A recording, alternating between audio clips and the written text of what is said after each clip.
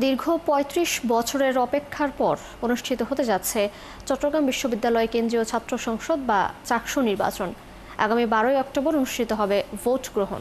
চাকসুর পাশাপাশি হল কেন্দ্রীয় ছাত্র সংসদের নির্বাচনও একযোগে অনুষ্ঠিত হবে বলে জানিয়েছেন প্রধান নির্বাচন কমিশনার। এতে খুশি শিক্ষার্থীরাও। মাহফুজ শুভ্রর তথ্য ছবিতে প্রতিবেদন। ১৯৬৬ সালে চট্টগ্রাম বিশ্ববিদ্যালয় প্রতিষ্ঠার পর প্রথম চাকসু নির্বাচন হয় ১৯৭০ সালে। প্রতি শিক্ষাবর্ষে চাকসুর নির্বাচন হওয়ার কথা থাকলেও এখন পর্যন্ত নির্বাচন হয়েছে মাত্র ৬ বার।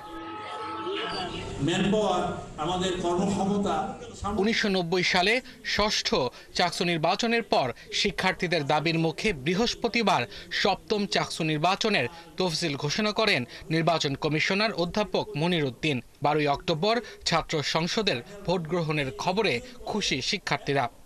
আমাদের বিশ্ববিদ্যালয়ে চাকসু নির্বাচন থেকে আবার হতে যাচ্ছে, সেই জন্য প্রশাসন থেকে তফসিল ঘোষণা করা হয়েছে। সেই জন্য আমরা সাধারণ শিক্ষার্থী যারা আছি সবাই খুবই আনন্দিত, খুব উৎসব লাগছে। সন্ত্রাসী কার্যক্রম আগামী দিনে চাকসু নির্বাচন হবে কিনা এই তফসিল কমিটি বা নির্বাচন কমিশনার সেই নিশ্চয়তা কিন্তু দিতে পারে না। আমরা চেষ্টা করব যে এটা যাতে সম্পূর্ণভাবে গণতান্ত্রিকভাবে হয়। আমরা যে তফসিলটাকে আরো বেশি বিচার বিশ্লেষণ করব এবং তাদের সাথে বসে আলাপ আলোচনা করবো যেটাকে আরো আগায় আনা যায় কিনা। সবাই জানে যে চট্টগ্রাম বিশ্ববিদ্যালয় অক্টোবর, নভেম্বর, ডিসেম্বর এই ৩ মাসের পরীক্ষা, তারা সাধারণ শিক্ষার্থীদের কথা চিন্তা ভাবনা করে নাই। তফসিল অনুযায়ী মনোনয়নপত্র বিতরণ শুরু হবে ১৪ই সেপ্টেম্বর। ১৫ই সেপ্টেম্বর থেকে মনোনয়নপত্র জমা নেওয়া শুরু হবে, আর জমা দেওয়ার শেষ তারিখ ১৭ই সেপ্টেম্বর।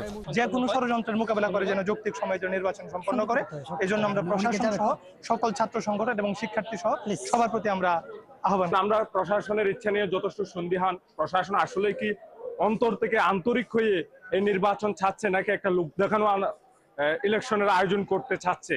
শুধু শিবির না, আমি আশা করি চাকসুর তফসিল চট্টগ্রাম বিশ্ববিদ্যালয়ের প্রত্যেকজন শিক্ষার্থী স্বাগত জানাচ্ছে। নির্বাচনের মোট খসড়া ভোটার ২৫,৭৫২ জন। আগামী সোমবার এ তালিকা প্রকাশ করা হবে।